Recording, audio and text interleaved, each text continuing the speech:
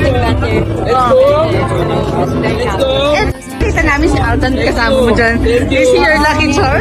Yeah, very supportive, of course, of me.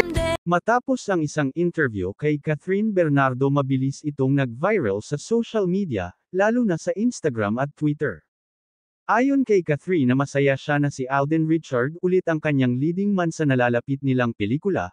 Si Alden daw ay magandang katrabaho, mabait at kitang-kita daw ang pagiging hardworking ni Alden.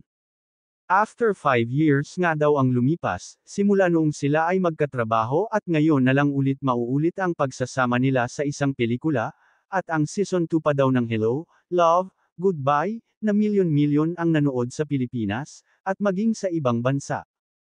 Ayon pa nga kay Catherine na hindi na makakapagtaka, kung talagang tangkilan muli ang aming gagawing Hello, Love, Again, dahil alam naman natin na mahal nila ang Katden at maraming nakasuporta sa aming tambalan ni Alden.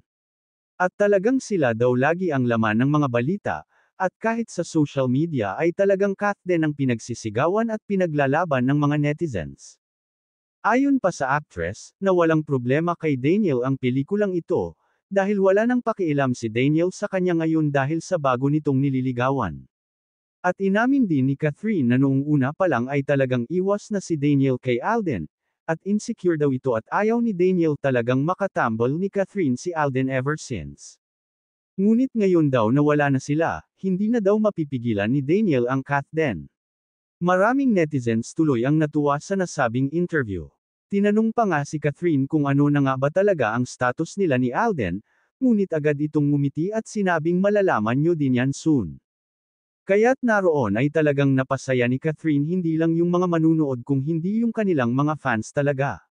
Dagdag pa ng actress na inuumpisahan na nila ang kanilang taping sa Canada, kaya busy na din silang dalawa sa social media at hindi na gaano nakakapag-post ng mga nangyayari sa kanila.